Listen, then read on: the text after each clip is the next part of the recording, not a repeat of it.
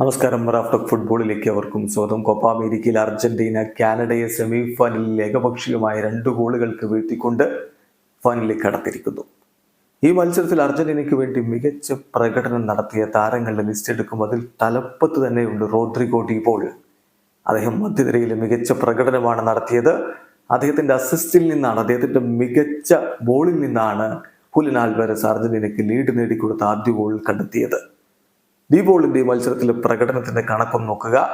ഒരു അസിസ്റ്റും 2 ഡിസിസീവ് പാസുകളും അദ്ദേഹത്തിന്റെ വക. ഒരു അസിസ്റ്റും 2 കീ പാസുകളും. ഒരു ഗ്രേറ്റ് ചാൻസ് അദ്ദേഹം ക്രിയേറ്റ് ചെയ്തു.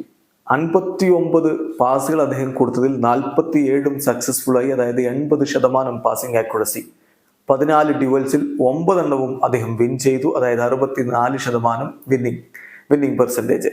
4 ടാക്കിളുകൾ, 4 തവണ അദ്ദേഹത്തെ ഫൗൾ ചെയ്യപ്പെട്ടു. ചുരുക്കത്തില് മികച്ചൊരു പ്രകടനമാണ് ഇന്നത്തെ ദിവസം റോഡ്രിഗോ ഡി ബോളിൽ നിന്ന് വന്ന് കളി കണ്ട് അദ്ദേഹം വളരെയധികം ഇമോഷണലുമായിരുന്നു. വീണ്ടും ഒരു കോപ്പ ഫൈനലിലേക്ക് അർജന്റീന എത്തുകയാണല്ലോ. ഏതായാലും ആരാധകർ ആകാംക്ഷയോട് കൂടിയിട്ട് നോക്കുകയാണ്, ബാക്ക് ടു ബാക്ക് കോപ്പ അർജന്റീനയ്ക്ക് സ്വന്തമാക്കാൻ കഴിയുമോ എന്നറിയാൻ വേണ്ടി. വീഡിയോ അവസാനിക്കുന്നു.